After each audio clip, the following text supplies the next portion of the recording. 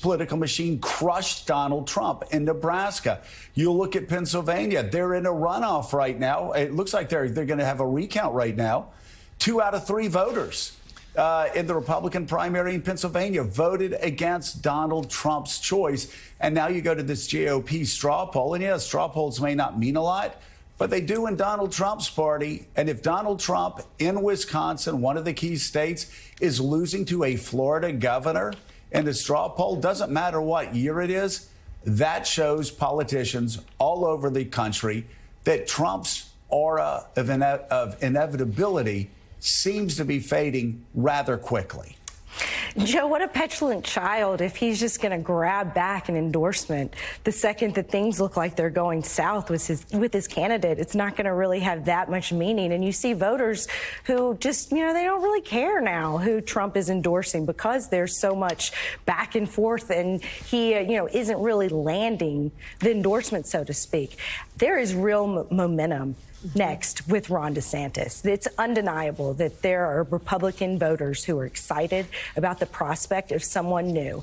And you know who else is also excited? Republican big donors. He would be a very safe bet to get behind. And he has plenty of, Trumpian pizzazz as he's exhibited his, populist, his leanings, his ability to, take on the media and so on over Twitter.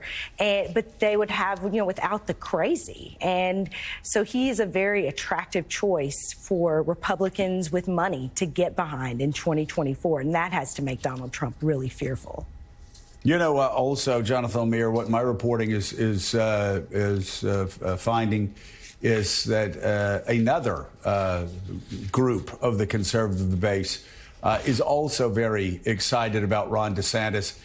In part because they're so tired of Donald Trump, and that would be the Murdoch faction of the conservative movement, telling people close to them that they are fans of Ron DeSantis and have had enough of Donald Trump. Yeah, and we certainly know what incredible influence they wield over the process. But let's just go through some of the data points here. We can posit 2 things at once. That Trump is still the most powerful voice in the Republican Party. But secondly, his grip has weakened some.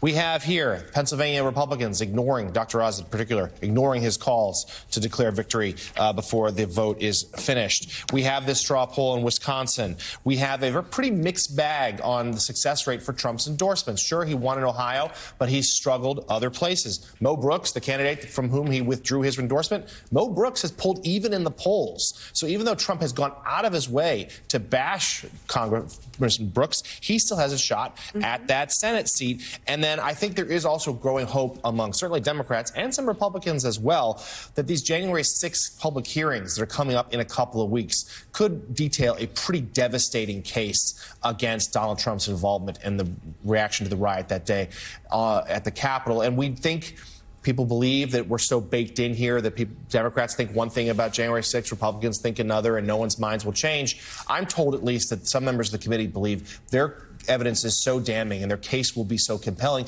that it could soften even that thin layer of independence that have been crucial to Trump in the past, that they could further be damned, walk away from him because of what they see, further hurting his chances in the Republican Party going forward.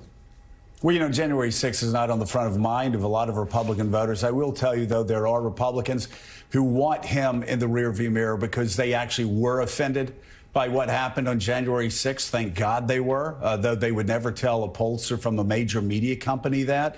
They're offended by so much that Donald Trump has done. And so it's those swing voters that are going to be making the big difference. And John Heilemann, let's talk again, finally. We could talk about Pennsylvania. I think Pennsylvania is fascinating. I've talked about how 2/3 of Republicans ignored Donald